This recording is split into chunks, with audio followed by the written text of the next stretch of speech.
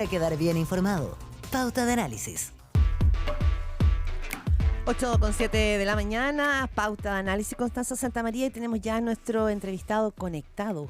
Exactamente, sabemos que ahora, porque lo que pasó ayer con la reforma previsional fue en la Cámara de Diputados, sabemos que ahora entonces la pelota queda en la cancha de los senadores, es ahí donde se va a definir finalmente, donde empieza ahora la negociación, más allá de que se logre, porque esto ya va a pasar para marzo, pero las conversaciones deben comenzar de inmediato y por eso estamos en contacto con uno de los senadores, el senador de Evópolis, el Luciano Cruzcoque, de la oposición.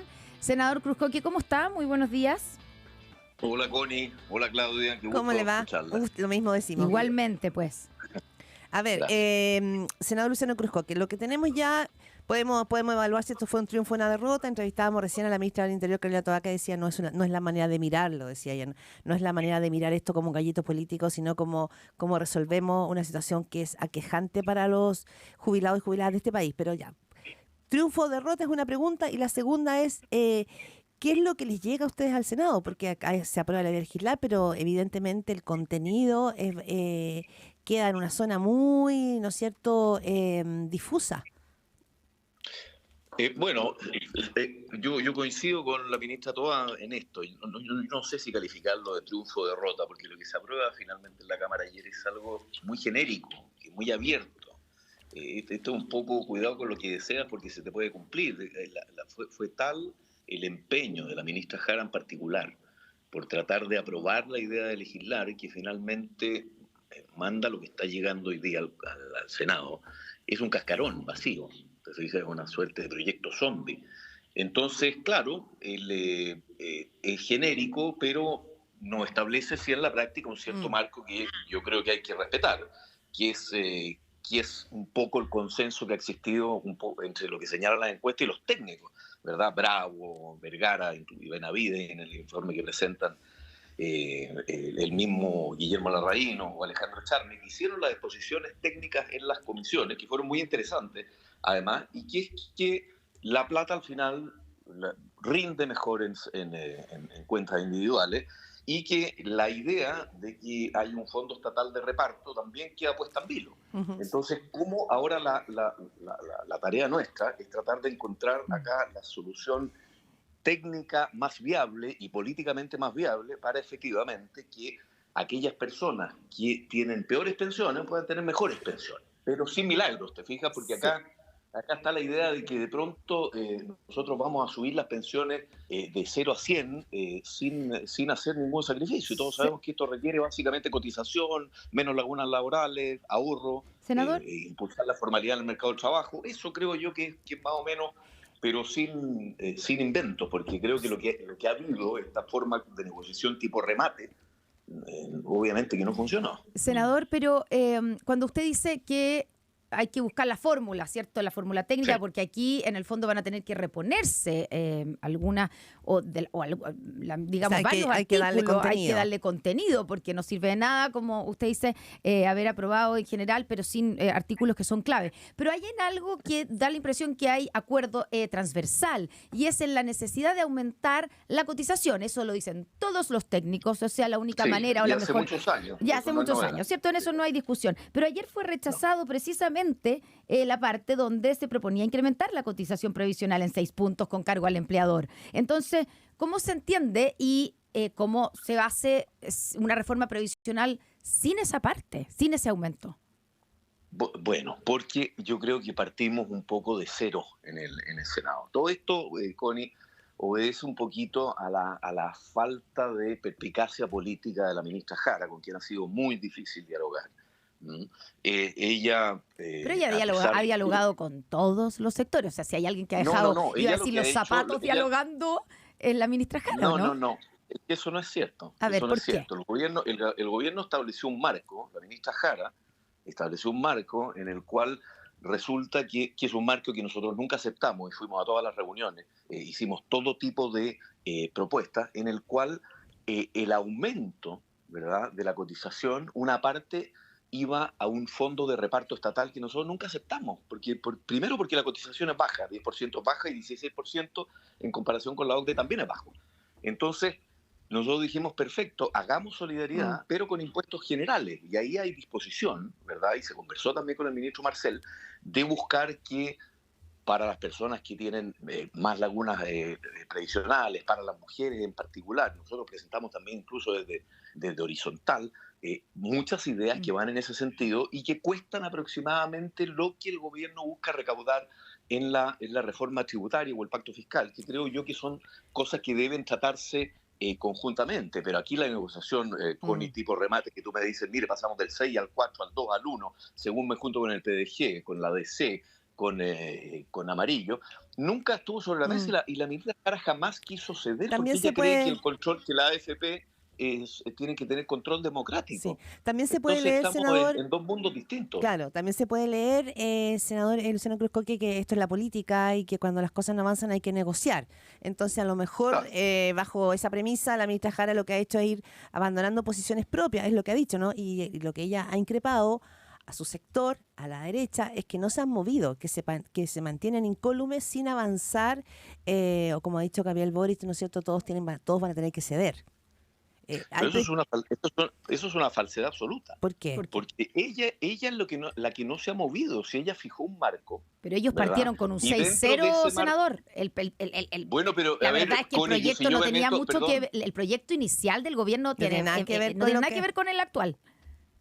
A ver, pero Connie, si yo establezco un marco donde yo meto mi reja de mi casa 5 metros para la tuya y te digo, no, en realidad me voy a correr 2,5, tú no puedes decir que yo he cedido. Acá son las bases del proyecto provisional que todos los técnicos, y basta ver el informe que ellos mismos presentaron de Paula Benavides y Rodrigo Vergara, ¿verdad? Te dicen que acá, y los técnicos de la OCDE, yo presidí trabajo el año pasado, me junté precisamente con la OCDE, y todos los problemas que nosotros tenemos no son de cotización y de un fondo de reparto estatal del cual están huyendo hoy día todos los países europeos. Pero sí de una Nosotros cotización tenemos- extra. Pero sí de la cotización extra, que fue una de las partes que fue No, rechazada ayer. absolutamente, pero Ya. nosotros creemos que podemos lograr fórmulas técnicamente y políticamente viables sin crear un fondo de reparto estatal que se financie además con el producto de las cotizaciones de los trabajadores. Eso es lo grave acá. Entonces nosotros estamos dispuestos a llegar a acuerdos.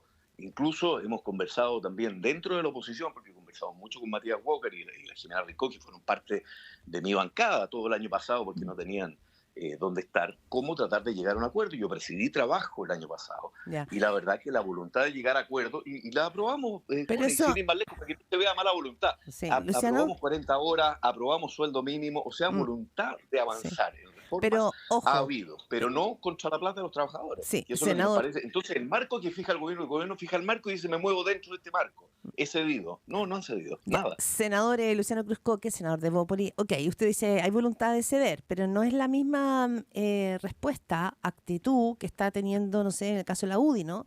Lo ha dicho Guillermo Ramírez de todas las maneras posibles, lo dijo ayer nuevamente el senador y presidente de la UDI, Javier Macaya, que no van a respaldar esta reforma de las pensiones, que no hay nada que celebrar. Entonces, digo, usted, Evópoli, pero ustedes tampoco son mayoría, son pocos votos. Entonces, No, pero en esto- ¿cuál es la disposición que tienen ustedes respecto comparativamente con la Claudia, UDI? ¿Ustedes están en una posición no, distinta, más abierta? No hay en esto y en la oposición en general, hay un cierto consenso, que los recursos de las cotizaciones vayan a los fondos de los trabajadores, que se pueda incluso generar una suerte de préstamos internos e intrageneracionales, pero con la plata desde los fondos de cuentas individuales, y que por la vía de impuestos generales, aumentando incluso el 0,8, 0,9 que propone el gobierno, y existen fórmulas para aquello, que la plata rinda donde debe rendir. Si es que acá lo que no se entiende es que este es un problema aritmético también. Si es que Pero nosotros acá hay un punto... literalmente, Claro, Luciano. esto no son milagros, el gobierno propone una suerte de milagro, vamos a financiar nosotros pensiones supuestamente más bajas, que están todas cubiertas por sobre el 100% de tasa de reemplazo, sobre todo los deciles más bajos, ¿verdad? A costa de pensiones de la gente joven del futuro. O sea, que está cotizando hoy día gente joven que se va a pensionar en el futuro. Entonces, en esto no hay dos discursos. Acá lo que el gobierno tiene que entender, y por eso se cayó el corazón de la reforma completa, porque además se cayó además por votos del oficialismo, no de la oposición, es que esta no es una buena reforma y vamos a tener que repensarla y ver técnicamente cuál es qué es lo que ese rinde es mejor. el debate que viene en marzo, que vamos a estar Bien. muy atentos a, ¿no es cierto?, a las posiciones de cada uno de ustedes, pero también van a haber aquí ordenamientos políticos que van a ser claves. Lo que vimos ayer, más allá del contenido, es que esto se zanjó por un ordenamiento político. Y ahí Demócratas, ¿no es cierto?, apoyó el gobierno. Hay que ver qué va a pasar ahora en el Senado. Y se lo pregunto porque usted mismo lo dice. Usted habla y dice, yo he estado con Jimena Rincón, con Matías Walker, han estado en mi bancada, pero no ha tenido dónde estar. Bueno, va a ser decisivo el punto ahí que haga Jimena Rincón y Matías Walker, y se lo planteo porque la UDI ayer decía Pepa Hoffman que esto va a tener consecuencias. Entonces, para ustedes, para Evópolis, ¿esto va a tener consecuencias, las relaciones políticas? A ver, mire, yo creo, Claudia, que acá hay que ser pragmáticos. Nosotros podemos convivir con ciertas diferencias razonables con Demócratas. Demócratas no está planteando la creación de un fondo común de reparto. Están planteando un 4-2 a cuentas individuales directos y un 1-8 a un seguro de longevidad, que habrá que estudiarlo porque hay efectivamente personas que dicen, mire, esto puede funcionar, sobre todo si se van a restringir las tablas de mortalidad, que yo encuentro que es una mala idea, pero hay que buscar de qué manera generamos un seguro que se administre o que se licite, pero que no vaya al Estado, que no vaya al gobierno. El gran temor acá es la creación de un fondo de 100 o 150 mil millones de dólares que está a disposición de los políticos, que es lo que la gente no quiere, y tratar de buscar la mejor decisión técnica. Ahora, pero lo político y contraamenazas, sí. En términos yo creo que la oposición, Connie y Claudia, tiene que actuar más o menos unida. Tenemos hoy día un gobierno que no está dando soluciones y yo no quiero tratar de entrar en la lógica beligerante, pero creo que hay una gran oportunidad de reemplazar al gobierno y ofrecer también una alternativa.